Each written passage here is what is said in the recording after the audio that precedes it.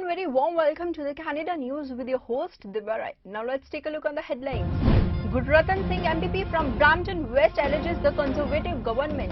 Federal government has been asked to increase the federal paid sick day payment. Aaron O'Toole called on the government to work with the provinces and territories, especially at the administrative level. Now news in detail. Gurdwara Singh MPP from Brampton West alleges the Conservative government has not provided enough support to Brampton. The city positive rate is 22% and does not appear to be serious about vaccinations. Health Minister Christine Elliott disagrees. He claimed that the government had helped Peel as they did that 4,32,000 doses had been given to Peel, which was too much in terms of capital. COVID-19 is devastating Brampton right now. Countless people are getting sick and countless more are dying. We have a COVID-19 positivity rate of 22% and it's ravaging our community. Now, Brampton has been a COVID-19 hotspot since the beginning of this pandemic, but let's look at the Conservative government's track record for Brampton. When this pandemic first started, we weren't getting the testing support that we needed. We were then not given the COVID-19 resources we needed to fight this virus. Then we were not given, during the vaccine rollout, initially, not one single vaccine was located in Brampton. Now, per capita, Brampton has some of the fewest pharmacies in Ontario giving out vaccines. And when we look at COVID-19 vaccine pop-ups, for the entire city of Brampton, there's only one pop-up that is not located in Brampton and doesn't even service our entire community. Why is the Conservative government not giving Brampton the support we need to fight COVID-19? Instead of Ontario Ford government introduction of a paid sick leave program, the federal government has been asked to increase the federal paid sick day payment from 500 to 1,000 per week, which has been rejected by the federal government and suggests that such decisions must involve employers. The province Labour Minister Monty McNaughton has refused to introduce a separate program, saying an increase in the existing federal program could help provide quicker help. A sensible top-up that will ensure that workers get paid quickly. Ontario wants to double the federal program to $1,000 per week for 4 weeks, and Ontario would pay the entire cost of that. The reason why this is important is because the federal infrastructure is in place. Those checks are already going out, so it makes sense to really double that program and get money into the pockets of workers. We've been advocating to the federal government now for months, and to their credit, they have listened. We know in the beginning of the pandemic and last summer that checks were taking a long time to get to workers, but in the fall they improved it.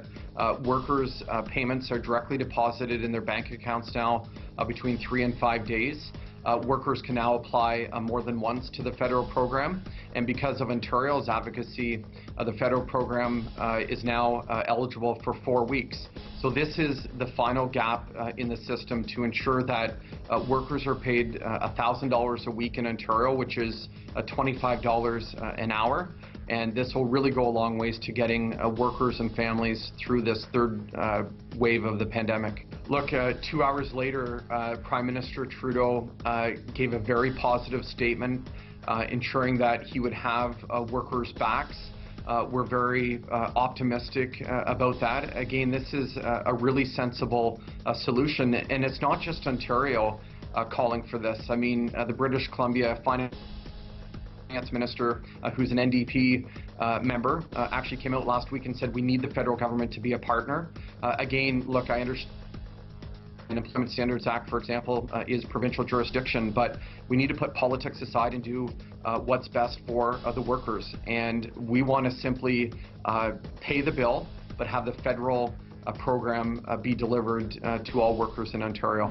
Leader of the opposition, Aaron O'Toole, called on the government to work with the provinces and territories, especially at the administrative level. He also questioned the functioning of the government, saying that Canadians had seen again in the case of General Wang that the government was not working in a transparent manner.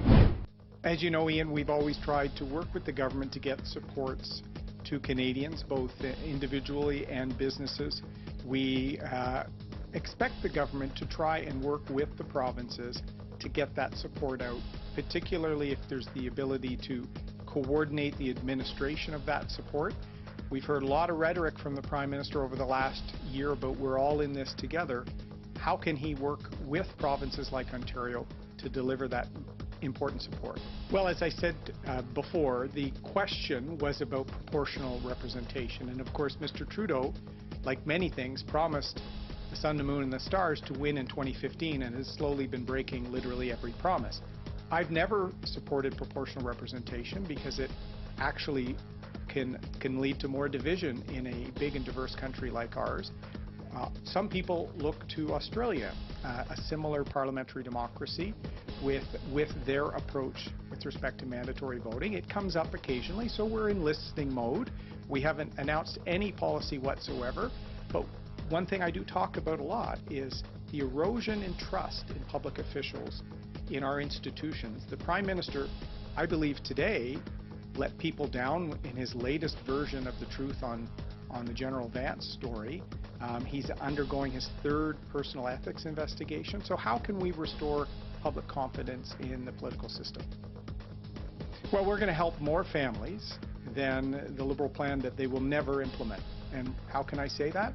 Because they've promised this 8 previous times. They are also committing the provinces to a program that they didn't consult the provinces on. So a lot of the spending would be contingent on the provinces.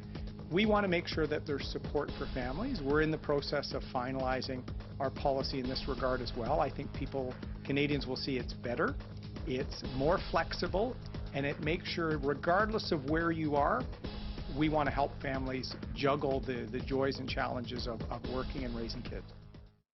British Columbia Premier John Horgan announces $500 million strategic fund for the province's economic recovery. He said that the fund has been announced to boost the businesses and marketplace value of the province for its economic growth and response during the epidemic period. It is a real honor to be here today with our guests to talk about a transformative program that we've been developing here in British Columbia over the past number of months. As Ravi said, of course, we've been focused on the pandemic for the past 14 months, filling gaps in the marketplace, making sure that we're supporting businesses, people, and communities wherever the opportunity presents itself, working collaboratively with other orders of government, working with the private sector to make sure we get the mix right to address the challenges that have been created by COVID-19. But we've also been looking beyond the pandemic. What do we do next? Where does British Columbia go? And today's announcement is the first step in that direction. Today, Minister Callon introduced legislation to support the creation of InBC, a new strategic investment fund that will be focused on anchoring our tech sector, life sciences, green tech, and other industry innovators who are looking for capital to either scale up or to anchor here in British Columbia. We'll be representing the values that are important to British Columbians with a triple bottom line focused on people, planet, and profit. Making strategic investments to make sure that the intellectual property, the ideas that are being grown in our post-secondary institutions and in our industrial sectors can stay here.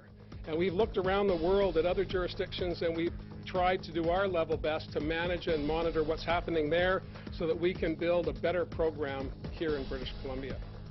For those who've been paying attention, of course, you'll know that we started talking about MBC back in September when we announced our Stronger BC plan, which was focused primarily on getting through the pandemic. Today's announcement is about where do we go from here?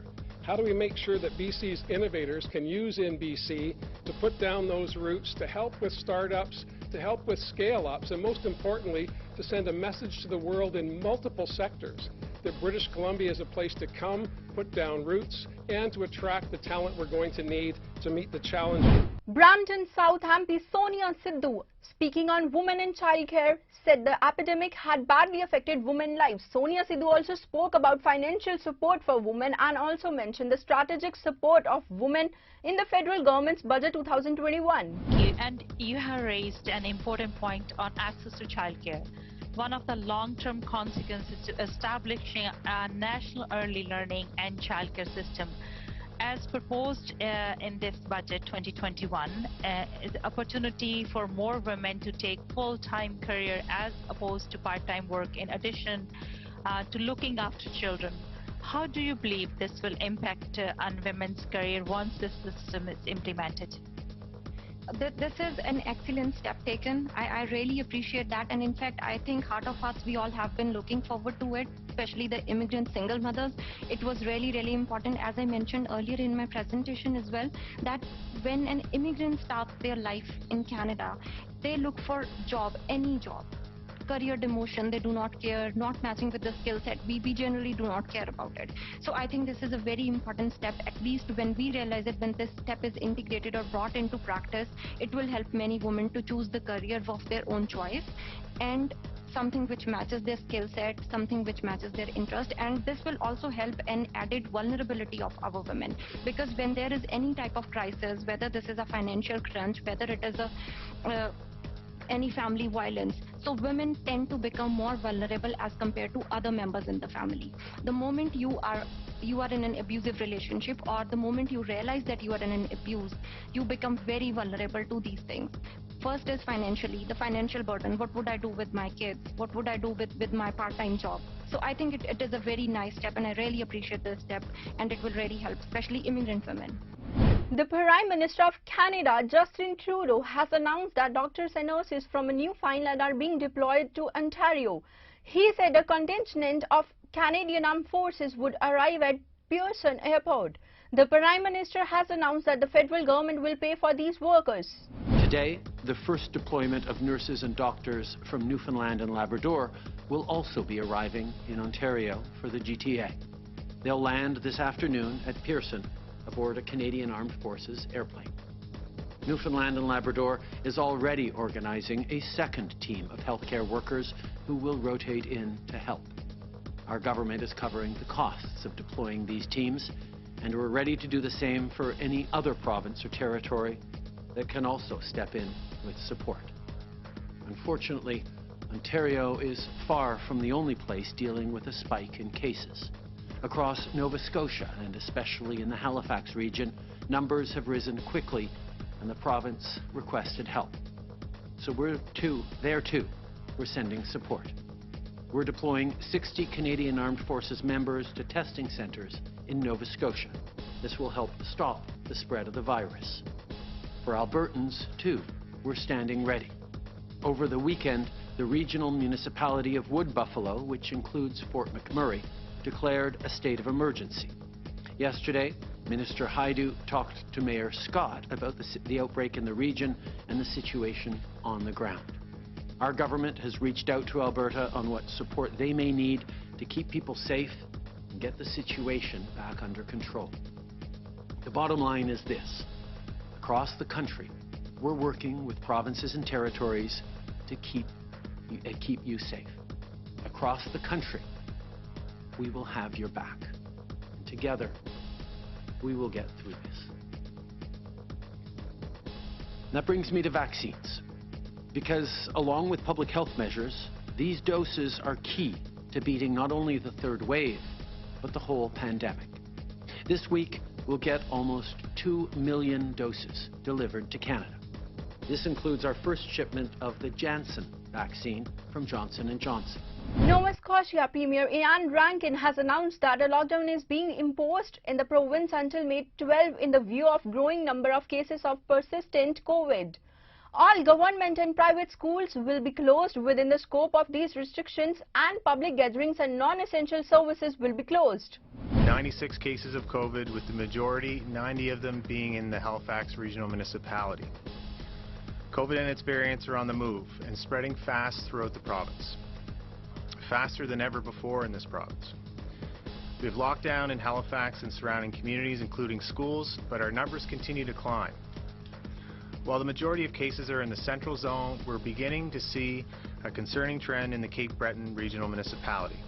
The case numbers aren't nearly as high, but we're starting to see a steady climb, and we're increasingly concerned about spread in the CBRM. COVID is in every region of our province, and it doesn't seem to want to slow down. That's why we have to. Effective 8 a.m. tomorrow for the next 2 weeks, we are announcing a province-wide shutdown. All schools, public and private, closed. All indoor non-essential services, including shopping malls, retail, and Personal care outlets, restaurants and bars closed to the public except for curbside pickup or takeout and delivery. COVID loves the indoors, so we need to shut down activities that take place inside. Gyms, pools, indoor recreation and cultural events, dance and theatre, all closed for the next 2 weeks. Long-term care homes, closed except for designated caregivers. Essential services will remain open. Doctors and dentist office, grocery stores, and pharmacies can open at 25% capacity. Outdoor businesses, including construction, remain open as they continue to follow public health protocol. We're trying to limit as much indoor gathering and activity for the next 2 weeks to try to contain COVID. We know that COVID does not thrive outdoors. That's why we're keeping some activities outside open. Golf courses, outdoor tennis courts, and all parks will remain open as long as all of them follow public health protocols. Leader of the opposition in the House of Commons, Erin O'Toole, has raised the issue of sexual exploitation of the Army Chief, saying that from the Minister of National Defence to the Prime Minister of his staff, all sexual exploitation took place in 2018 are aware of. Is the Prime Minister aware of these allegations of sexual exploitation in the Army? To which the Prime Minister replied in the House. Minister of National Defence was aware of sexual misconduct allegations against General Advance in 2018. The Clerk of the Privy Council was aware. The Senior Advisor, Mr. Marquez, to the Prime Minister was aware. The Chief of Staff to the Prime Minister was aware in 2018. Mr. Speaker, was the Prime Minister aware of sexual misconduct allegations in 2018? Honourable Prime Minister. Mr. Speaker, what the Leader of the Opposition is putting forward is simply untrue. While there was awareness that there was a complaint against General Vance, there was no awareness that it was in fact a Me Too complaint of a sexual nature. These are issues that we have continued to work on seriously as a government. And I need to highlight that the Leader of the official opposition had heard a rumor of misconduct back in 2015, told his staff, who then told PMO, and they told the Privy Council office. It is the exact same process that played out in 2015 under the previous Conservative government as played out in our government. But we, Mr. Speaker, have taken far more actions to change the culture for the better of our military. The Honourable Leader of the Opposition. Let's explore those actions, Mr. Speaker. For months, the Prime Minister has said he was not aware of specific allegations. Today, he just told the House that his office was not aware that they were of a Me Too nature, Mr. Speaker. The only trouble is his team used the term sexual harassment in their emails about this incident in March 2018, Mr. Speaker. Doctor, congratulations to the Sarabjit Kaur Sohal on becoming the president of Punjab Sahitya Academy by Ajit Singh Chattha, Chairman Jagat Punjabi Sabha. Sarabjit Kaur Sohal has been appointed president of Punjab Sahitya Academy for the second time. Dr. Sohal ji, during his last tenure, has organized many big events of Punjab Sahitya Academy. Dr. Sohal will continue to take Punjab Sahitya Academy to new heights. Sarabjit Kaur Sohal's name is listed in the list of 101 top Punjabis in the world. Dr. Sarabjit Kaur Sohal is the first woman from Punjab, India to hold the World Punjabi Conference on her own. Dr. Jagat Punjabi Forum, Sarabjit Kaur Sohal was listed as one of the 52 most influential people in the world, and also the college was honored at the Jalandhar. For the rising art of Punjabi, Dr. Sarabjit Kaur Sohal has high expectations. So that's all we have in this edition. Thanks for watching. Stay tuned for more updated news.